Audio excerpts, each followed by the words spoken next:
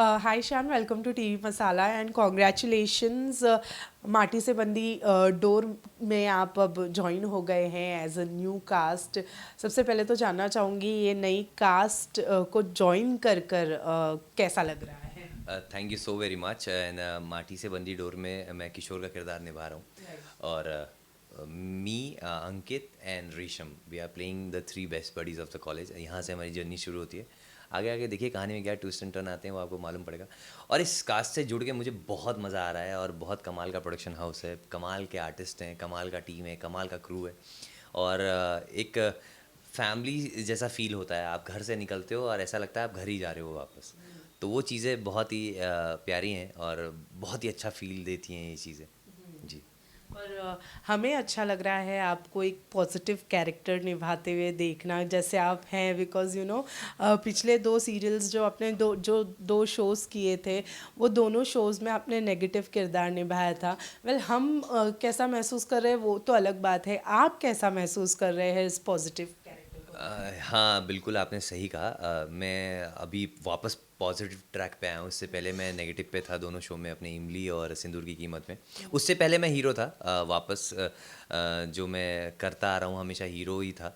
But मेरे को ना खुद में एक चेंज लाने की ज़रूरत थी और वो बहुत ही दिली तमन्ना थी मेरी, क्योंकि मैं हमेशा थिएटर बैकग्राउंड से रहा हूँ और मेरे लिए बहुत ज़रूरी था कि एक ही एक ट्रैक पे मैं चलता जा रहा था। मैं हीरो हीरो करता आ रहा था, चाहे वो एपिसोडिक्स रहे हो, चाहे वो वेब रहा हो मेरा, चाहे वो सीरियल रहा हो। तो मैं इससे ना एक थोड़ा सा गैप लेना चाह रहा था, ब्रेक लेना चाह रहा था, इसलिए मैंने नेगेटिव किया था। बट वापस अब पॉजिटिव ट्रैक पे आ गया हूँ, अच्छा महसूस हो रहा है, वापस वो हीरो वाली फीलिंग आ रही है। और जल्दी आप मेरे को और भी अच्छे शेड में देखेंगे। राइट। लेकिन जितना प्यार लोगों ने आपको इमली के लिए दिया था, लोगों ने कभी एक्सपेक्ट, मतलब आपके फैंस ने कभी एक्सपेक्ट नहीं किया होगा कि आप इस तरीके से बीच में शो को छोड़कर चले जाएंगे। क्या वजह रही आपकी, आपके इस डिसीजन की, लोगों का मतलब आपके फैंस के दिल को तोड़ने की क्या वजह रही थी? हाँ वो थोड़े पर्सनल इश्यूज हो गए थे। कुछ मैं अपनी लाइफ में खुद से थोड़ा सा परेशान चल रहा था। कुछ मुसीबतें थी जिसको मैं मतलब बहुत ही अच्छे से हैंडल नहीं कर पा रहा था, इसलिए मुझे वो शो थोड़े टाइम बाद छोड़ना पड़ा। बट साथ ही साथ मैं सिंदूर की कीमत कर ही रहा था। वो शो मेरा ऑलरेडी चल रहा था, तो टाइम मैनेजमेंट मेरा मुश्किल हो गया था उन चीज़ों को मैनेज करने में। तो इसलिए मेरे को एक शो छोड़ना पड़ा और सिंदूर की कीमत फिर आगे तक चला। वो शो फिर काफ़ी अच्छा रहा और शो में मैं स्टार्टिंग से जुड़ा था और लास्ट तक, जब तक शो ऑफ एयर गया तब तक मैं शो में था। तो फैंस को उसके लिए मैं सॉरी बोलता हूँ, बट हाँ आइंदा ऐसा नहीं होगा और ऐसा कोशिश करूँगा कि मेरे से ये गलती दोबारा कभी रिपीट ना हो। राइट। बट इमली छोड़ने के बाद में कभी ऐसा फील हुआ कि it was a wrong decision to, कि मैंने इमली शो को छोड़ा, बिकॉज ऑलरेडी लोग आपको पसंद कर रहे थे? जी हाँ, थोड़ा-सा रिग्रेट होता है वो लाइफ़ में।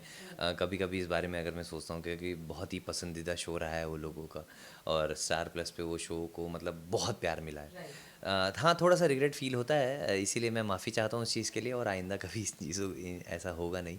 एंड बस यही कह रहा हूँ कि लाइफ़ में टाइम मैनेजमेंट बहुत ज़रूरी है और आप अपना टाइम को किस तरीके से मैनेज करते हैं, अपने हर काम को कितना वक़्त देते हैं उस पे, उस वो बहुत अहम होता है आपके लिए।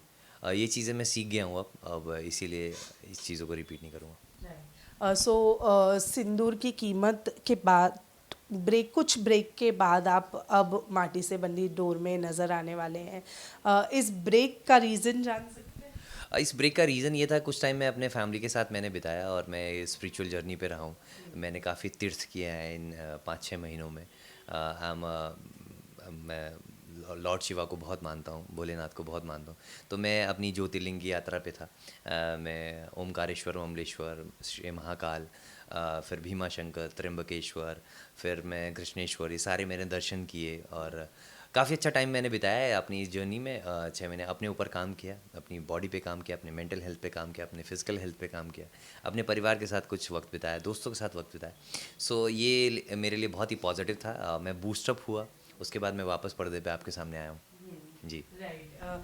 अब जब ये कास्ट ज्वाइन कर ली है आपने, ये शो ज्वाइन कर लिया है आपने, आपको टीम की तरफ से कैसा रिस्पॉन्स मिल रहा है? बहुत अच्छा टीम की तरफ से रिस्पॉन्स मिला है। वो लोग बहुत प्यार करते हैं और बहुत सपोर्टिव हैं। वो आपको हमेशा अच्छा गाइड करते हैं, अच्छे सुझाव देते हैं और आपको बहुत सपोर्ट करते हैं और बैकअप करते हैं, और प्रोडक्शन हाउस भी ऐसा है कि वहाँ के क्रू के हर एक बंदा ना आपके लिए हमेशा खड़ा है और आपकी मदद के लिए खड़ा है, आपके लिए हमेशा तत्पर है। तो ये चीज़ें देख के बहुत अच्छा लगता है कि और ऐसा ही प्रोडक्शन हाउस होना चाहिए, ऐसी टीम होनी चाहिए। तो एक कलाकार ना बहुत दिल से इच्छा होती है कि और मैं इसमें यार अपना अपना 200% दूँ। तो ये चीज़ें देख के बहुत अच्छा लगता है। आपने जैसे कि हमने आपने कहा कि मैं पॉजिटिव कैरेक्टर कर करके थोड़ा सा मैं चेंज चाहता था अपने लाइफ में, तो मैंने डिसाइड किया कि मैं एक नेगेटिव किरदार को निभाऊं। लेकिन आपके लिए ये चेंज पॉजिटिव साबित हुआ या नेगेटिव ऑफ कोर्स ये मेरे लिए पॉजिटिव साबित हुआ, और उस किरदार को लोगों ने बहुत सराहा है, बहुत प्यार दिया है। चाहे वो सिंदूर की कीमत का दुष्टी हो, दुष्यंत, या फिर इमली में डीजे रेयांश हो। तो ये लोगों ने बहुत प्यार किया उस कैरेक्टर को, और उसकी वजह से मेरे को अवार्ड भी मिला है।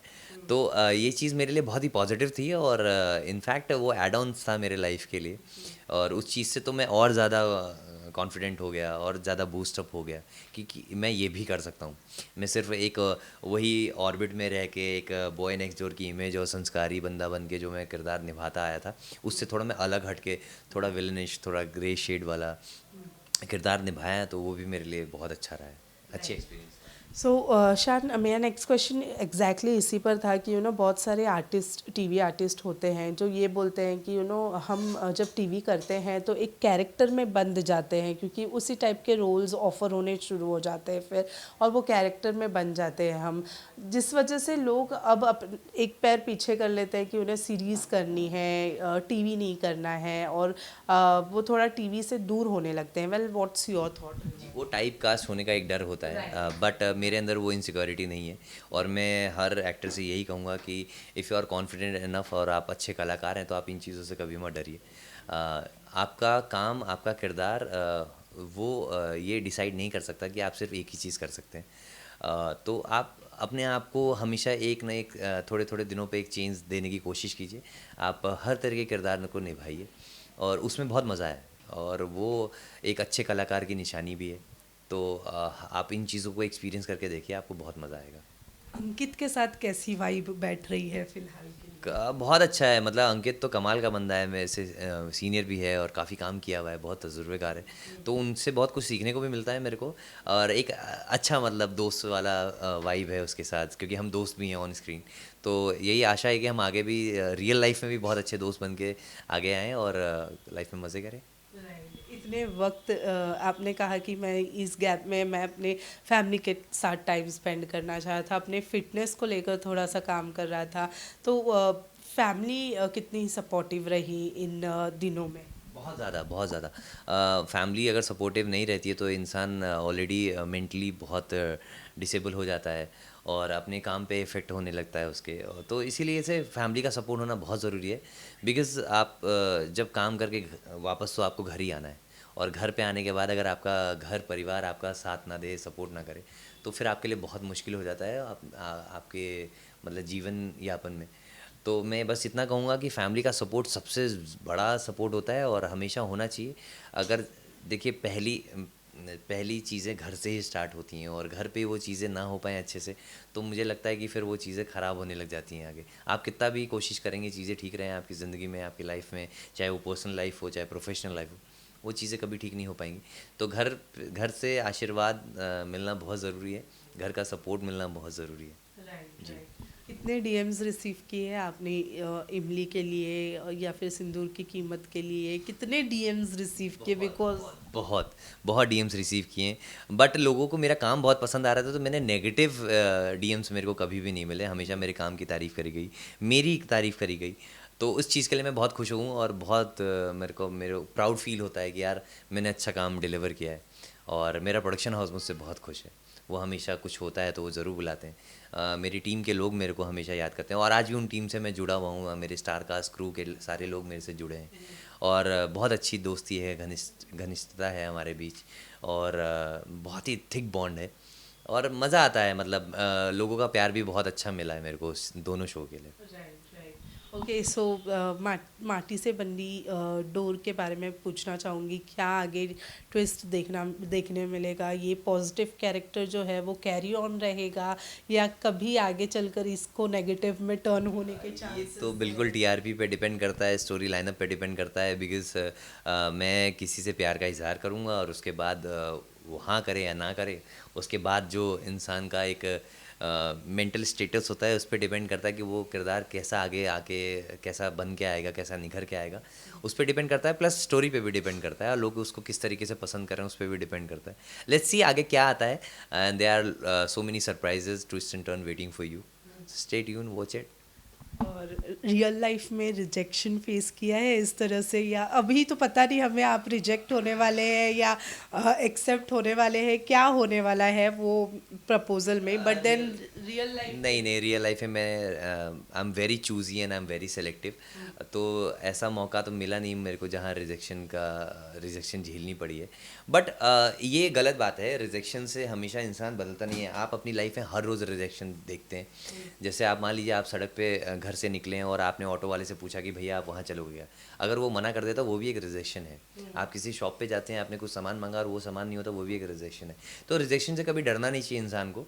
और मैं कहता हूँ रिजेक्शन आपको बहुत सारी अलग अलग अपॉर्चुनिटीज़ भी देता है और बहुत सारी अलग अलग चीज़ें सिखाता भी है। तो मुझे नहीं लगता है रिजेक्शन से कभी इंसान को डरना चाहिए, बल्कि उससे सीख के उसको ओवरकम करके और आगे बढ़ना चाहिए लाइफ में, and that's called life. And this is what I follow. I am not scared of rejections, not at all. और राइट, लास्टली जाने से पहले पहले ऑब्वियसली ये चॉकलेट बॉय वाला अवतार अगर आपका वापस आया है तो लोगों को के लिए क्या कहना चाहिए? लोगों के लिए बस मैं यही कहूँगा, जैसे आप प्यार मुझे देते आ रहे थे वैसे ही देते रहिएगा। चाहे मेरा कैरेक्टर अभी चॉकलेटी बॉय का है और आगे चल के मैं अगर चॉकलेटी बॉय ना रहूँ, अगर आपके नज़र में मैं विलन बन जाऊँ, तो भी प्यार ऐसे बनाए रखिएगा, बिकॉज़ मैं आपके एंटरटेनमेंट में कोई कमी नहीं होने दूँगा। और बहुत लगन मेहनत से आपको हमेशा फुल ऑन एंटरटेनमेंट देता रहूँगा और आपको आपका मनोरंजन बनाए रखूँगा। मैं और कड़ी मेहनत करूँगा और निखर के सामने आऊँगा। Thank you so much for all. Thank you so much हमसे बात करने के लिए।